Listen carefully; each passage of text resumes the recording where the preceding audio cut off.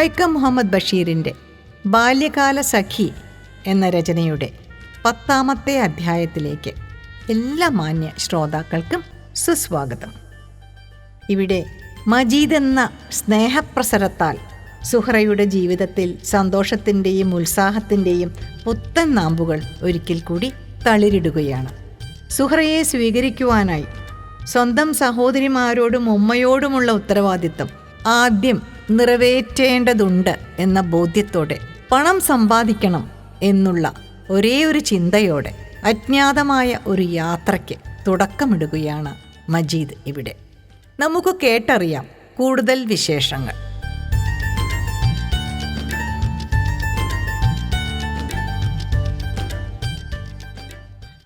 സുഹ്റയുടെ ഭാവം പെട്ടെന്ന് മാറിപ്പോയി. ഉള്ളിൽ ഒരു പുതിയ വെളിച്ചം. മുഖത്തു രക്തപ്രസാദവും കണ്ണുകൾക്ക് തിളക്കവും. ചുരുണ്ട മുടി നടുവേ വകഞ്ഞ് ചെവി മൂടി ഭംഗിയായി കെട്ടിവെച്ച് അവൾ നടക്കും. അയൽപ്പക്കങ്ങളിലെ സ്ത്രീകൾ അത്ഭുതപ്പെടും. സുഹ്റ വന്നേലും നന്നായിട്ടുണ്ട്, ഇനിയിപ്പം അങ്ങോട്ട് ചെന്നാ കെട്ടിയോൻ അറിയില്ല. കെട്ടിയവൻ. അവൾ എപ്പോഴും മജീദിന്റെ വീട്ടിലാണ്. ചെടികൾക്ക് വെള്ളമൊഴിക്കുന്ന കാര്യത്തിൽ അവളും ശ്രദ്ധിച്ചു വന്നു. മജീദിന്റെ സഹോദരികൾ പറയും, ഈ ചെടികളൊക്കെ വളർത്തിയത് ഞങ്ങൾ വെള്ളമൊഴിച്ചിട്ടാ. സുഹ്റ ആ ചെമ്പരത്തിയെപ്പറ്റി ചോദിക്കും. ഇത് പണ്ട് മുതൽക്കേ ഇവിടെ ഉണ്ടായിരുന്നതല്ലേ? സുഹ്റ അതിനെ എതിർക്കുകയില്ല.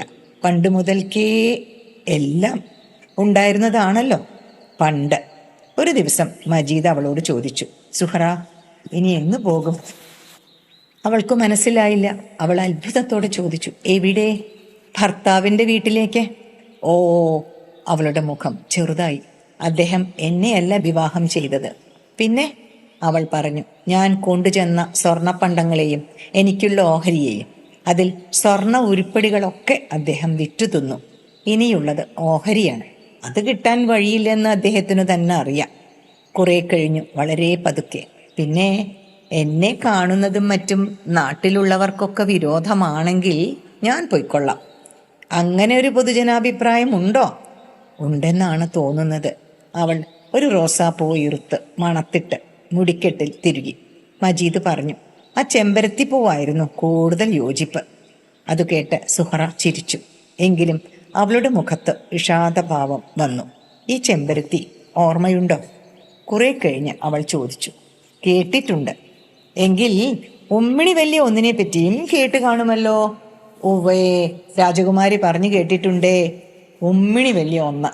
അവർ വളരെ അടുത്തുവെങ്കിലും മജീദിന്റെ ജീവിതത്തിലെ കുറെ വർഷങ്ങളെപ്പറ്റി അവൾ ഒന്നും അറിയുകയുണ്ടായില്ല. ആ രഹസ്യങ്ങളിലേക്ക് അവൾക്ക് ചുഴിഞ്ഞിറങ്ങണം, എല്ലാം അറിയണം. പരിചിതരായ ഓരോ സ്ത്രീ പുരുഷന്മാരെ പറ്റിയും. സ്ത്രീകളുടെ കാര്യം വരുമ്പോൾ സുഹ്റ ചോദിക്കും, അവൾക്ക് എത്ര വയസ്സുണ്ട്? നിറം എന്താണ്? സുന്ദരിയാണോ? അവളെപ്പറ്റി കൂടെ കൂടെ ഓർക്കാറുണ്ടോ? മജീദ് എല്ലാറ്റിനും സമാധാനം പറയും. എന്നാലും അവൾക്ക് തൃപ്തിയാകുകയില്ല. മജീദ് ഇനിയും പറയാത്തതായിട്ട് ചിലതില്ലേ? എന്നോട് സത്യമേ പറയാവൂ കേട്ടോ. മജീദ് ചിരിച്ചുകൊണ്ട് പറയും. എന്തൊരു പെണ്ണ്, ചെറുക്ക. അവൾ പുരികക്കൊടികൾ വളയ്ക്കും. എന്നിട്ട് നുള്ളാൻ ആയും. തുടർന്ന് മന്ദഹസിക്കും.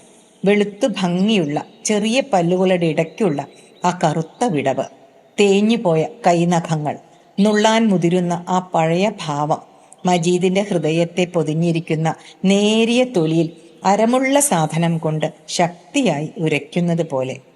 ഈ മജീദും സുഹ്റയും തമ്മിൽ എന്താണ്? അയൽപ്പക്കക്കാര് അറിയണം. ആ പെണ്ണെന്താ കെട്ടിയോന്റെ വീട്ടിൽ പോകാത്തത്? എന്നാലും ഇതൊക്കെ പടച്ചോന് നിരക്കുമോ? വീണ്ടും അയൽപ്പക്കക്കാർ. മജീദും സുഹ്റയിൽ തമ്മിൽ സംസാരിക്കുന്നത് സദാചാര വിരുദ്ധം. ആകാശം ഇടിഞ്ഞു വീണു പോകയില്ലേ? അവിടെ കെട്ടിയോൻ ഒന്ന് തൊയിച്ചെങ്കിലെന്താ? ഒരിക്കൽ തല്ലിയപ്പ പല്ല് പോയായിരിക്കും, എന്നാലും കെട്ടിയോനല്ലേ? സുഹ്റ, മജീദ് ഒരു ദിവസം പറഞ്ഞു, നമ്മെപ്പറ്റി അയൽപ്പക്കക്കാർ എന്തൊക്കെയോ പറയുന്നുണ്ട്. അവൾ ചോദിച്ചു, അതിന്? ഒന്നുമില്ല സുഹ്റ, സൂക്ഷിക്കണം, സ്ത്രീയാണ്, പേരിനു കളങ്കം പറ്റാതെ. ഓ, കളങ്കം പറ്റട്ടെ, എൻ്റെ ആത്മാവിനു കൂടി കളങ്കം പറ്റട്ടെ, മറ്റെങ്ങൊന്നുമല്ലല്ലോ.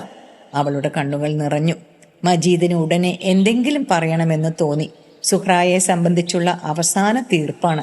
പക്ഷേ ഇങ്ങനെ പറയും, സുഹ്റായ്ക്ക് കൊടുക്കുവാൻ വല്ലതുമുണ്ടോ? വീടില്ല, സമ്പത്തില്ല. എങ്കിലും ആരോഗ്യമുണ്ട്. മജീദ് പറഞ്ഞു. സുഹറ, ഇനി ഭർത്താവിൻ്റെ വീട്ടിൽ പോകണ്ട. ഇല്ല, സുഹറ പറഞ്ഞു. മജീദ് ഉമ്മായോട് വിവരം അറിയിച്ചു. വളരെ സമയത്തേക്ക് അവർ മറുപടി ഒന്നും പറഞ്ഞില്ല. എങ്കിലും ഒടുവിൽ ഉമ്മ അറിയിച്ചു, മജീദ് സുഹറയെ വിവാഹം ചെയ്യുന്നത് നല്ലത് തന്നെയാണ്. പക്ഷേ മജീദിന്റെ 2 സഹോദരികൾ പ്രായമായിരിക്കുന്നില്ലേ? ഞമ്മക്ക് വകമൊന്നും ഇല്ലാണ്ടായി. എങ്കിലും മാനവമര്യാദയും നോക്കണ്ടേ? എൻ്റെ മോൻ എവിടെയെങ്കിലും പോയി പൊന്നും ആളും ഉണ്ടാക്കണം. സ്ത്രീധനം കൊടുക്കാനുള്ള വകയും ഈ പെമ്പിള്ളേര് 2നെയും വല്ലോർക്കും പിടിച്ചു കൊടുത്തിട്ട് എൻ്റെ മോനും കെട്ട. ആളുണ്ടാക്കിയാൽ പോരാ, പൊന്നും സ്ത്രീധനം കൊടുക്കാനുള്ള വകയും കൂടി ഉണ്ടാക്കണം. മജീദ് ചോദിച്ചു. സ്ത്രീധനം കൊടുക്കാതെ ആരും വിവാഹം ചെയ്യുകയില്ലേ? ആരു ചെയ്യാനാ മോനെ? അല്ലേ പിന്നെ വല്ല ചുമട്ടുകാരനോ മാർക്കം കൂടിയോനോ ഉണ്ടാകും. ഞമ്മക്കത് മതിയോ? കാതിലും കൈത്തേലും അരയിലുമെങ്കിലും പൊന്നിട്ട് കൊടുക്കണം. മജീദിന്റെ സഹോദരികളുടെ 4 കാതുകളിലും കൂടി 42 തുളകളുണ്ട്. അതൊക്കെ എന്തിനു കുത്തിത്തുളച്ചു? കഴുത്തിലും അരയിലും ഒന്നും സ്വർണം ഇട്ടില്ലെങ്കിൽ എന്താണ്? സ്ത്രീധനം എന്ന ഏർപ്പാട് തന്നെ ഇല്ലായിരുന്നുവെങ്കിൽ, ഉമ്മ, ഈ കാതുകുത്തും മറ്റും ഇല്ലായിരുന്നെങ്കിൽ നമ്മുടെ സമുദായത്തിന് മാത്രം എന്തിനാണ് ഈ വൃത്തികെട്ട ഏർപ്പാടുകൾ? വൃത്തികെട്ട വസ്ത്രധാരണവും വൃത്തികെട്ട ആഭരണങ്ങളും. ഉമ്മായും ബാപ്പായും ഒന്നും മിണ്ടിയില്ല. തുടർന്ന് മജീദ് ചോദിച്ചുമില്ല. എന്തിനു അവരെ കുറ്റപ്പെടുത്തുന്നു? ആ തലമുറയുടെ ആചാരമര്യാദയനുസരിച്ച് അവരത് ചെയ്തു. ആവശ്യമോ അനാവശ്യമോ എന്ന് അവരാരും ചിന്തിച്ചു നോക്കിയില്ല. പഴയ ആചാരങ്ങളിൽ നിന്ന് അണുപോലും വ്യത്യാസം വരുത്തുക അത് വിഷമമാണ്. എന്നാൽ അതിനുവേണ്ട ചുറ്റുപാടുകൾ എവിടെ? മജീദിനു രാത്രി ഉറക്കമില്ലെന്നായി. ചിന്തയാണ് എപ്പോഴും. സഹോദരികളെ ആർക്കെങ്കിലും വിവാഹം ചെയ്തു കൊടുക്കണം. യൗവനത്തിന്റെ തീക്ഷ്ണതയാണ് അവർ. ആശയും ആഗ്രഹങ്ങളും അവർക്കുമുണ്ട്. ഉടുക്കാൻ വസ്ത്രങ്ങളില്ല. ആഹാരത്തിന് ബലഹീനങ്ങളായ ചില നിമിഷങ്ങളുണ്ടല്ലോ. അബദ്ധത്തിലേക്കെങ്ങാൻ ഒരടി വെച്ചു പോയാൽ. മജീദ് അസ്വസ്ഥനായി തീർന്നു. എന്തൊക്കെയോ ചെയ്താൽ കൊള്ളാമെന്നുണ്ട്. വീടിന്റെ കടം തീർക്കണം, സഹോദരികളെ വിവാഹം ചെയ്തു കൊടുക്കണം, മാതാപിതാക്കൾക്ക് സന്തോഷമുളവാക്കുന്ന സംഗതികൾ ചെയ്യണം. അവർ വൃദ്ധരാണ്.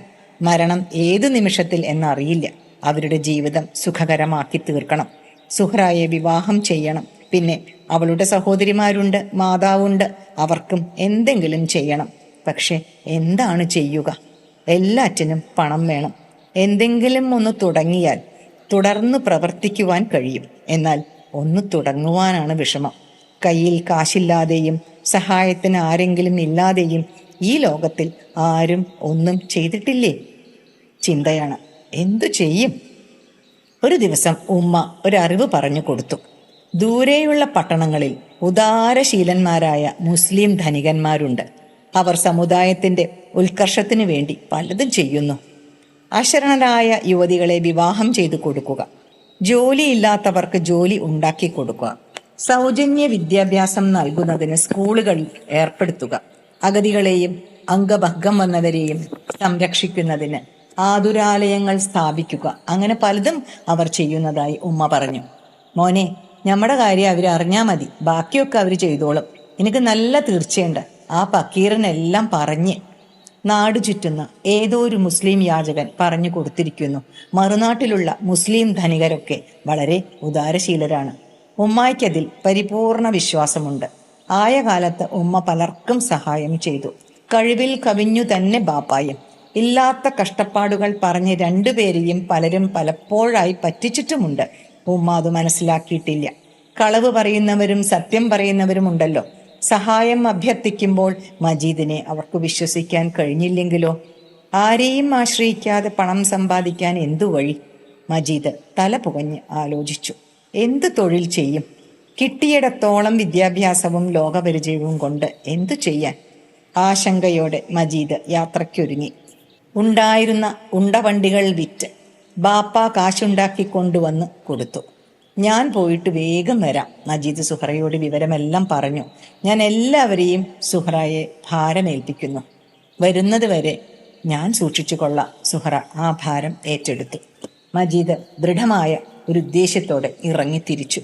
ഒരു സായാഹ്നത്തിൽ പടിഞ്ഞാറേ ചക്രവാള പരിധിയിൽ തങ്കമേഘങ്ങൾ പ്രകാശിക്കുന്നുണ്ടായിരുന്നു. മജീദിന്റെ പെട്ടിയും കിടക്കയും എടുത്തുകൊണ്ട് ഒരു പയ്യൻ ബസ് സ്റ്റാൻഡിലേക്ക് പോയി. മജീദ് എല്ലാവരോടും യാത്ര പറഞ്ഞു. ബാപ്പ അറിയിച്ചു. എൻ്റെ കണ്ണറിയാൻ മേല. വെള്ളെഴുത്തിൻ്റെ ഒരു കണ്ണാടി മേടിച്ചോണ്ട് വരുവോ? ഇല്ല, കൊണ്ടുവരാം എന്ന് പറഞ്ഞ് മജീദ് മുറിയിലേക്ക് ചെന്നു. നിറഞ്ഞ നയനങ്ങളോടെ സുഹറ ജനാലയുടെ അടുത്ത് ഉത്കണ്ഠയോടെ നിൽപ്പുണ്ടായിരുന്നു. ഒന്ന് പറയട്ടെ, അവൾ പറഞ്ഞു. മജീദ് മന്ദഹസിച്ചു. പറയൂ രാജകുമാരി, പറയൂ. പിന്നെ അവൾക്ക് അത് പൂർത്തിയാക്കാൻ കഴിഞ്ഞില്ല. ആ സമയത്ത് ബസ്സിന്റെ ഹോൺ തുരുതുരെ കേട്ടു. ഉമ്മ മുറിവാതിൽക്കൽ ചെന്നു. മോനെ, വേഗം ചെല്ല്, വണ്ടി പോകും. മജീദ് ഇറങ്ങാൻ ഭാവിച്ചു. സുഹ്റായുടെ കണ്ണുകൾ നിറഞ്ഞൊഴുകി. മജീദ് ചോദിച്ചു, ഞാൻ പോയി വരട്ടെ? അവൾ ശിരസ് കുനിച്ച് അനുമതി കൊടുത്തു. അജ്ഞാതമായ ഭാവിയിലേക്ക് മജീദ് ഇറങ്ങി. പടിക്കൽ ചെന്നു തിരിഞ്ഞു നോക്കിയപ്പോൾ കണ്ട സുഹ്റായുടെയും വീടിൻ്റെയും ചിത്രം ഹൃദയത്തിൽ നിന്ന് ഒരിക്കലും മാഞ്ഞു പോകാത്ത ഒന്നായിരുന്നു. ആഗ്രഹങ്ങൾ, കടമകൾ മജീദിനെ ധീരതയോടെ മുന്നോട്ട് നയിച്ചു. 10-ാമത്തെ അധ്യായം ഇവിടെ പൂർത്തിയാകുന്നു. നന്ദി.